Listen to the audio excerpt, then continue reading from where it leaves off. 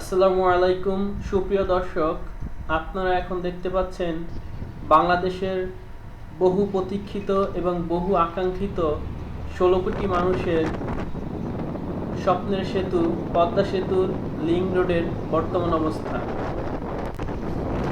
এখানে লিংক রোডগুলো অনেক চমৎকার এবং অনেক সুন্দর করে করা হয়েছে এবং এখনও তুমুল গতিতে প্রচুর পরিমাণে কাজ চলতেছে।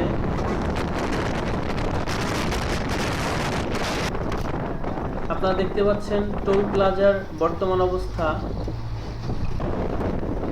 এখানে 3টি লিংক রোড রয়েছে মাওয়া পয়েন্টে এবং প্রতিটি লিংক রোডে 2টি করে রোড রয়েছে এবং প্রতিটি লিংক রোডের পাশে সুন্দর বৃক্ষরোপণ করা হয়েছে।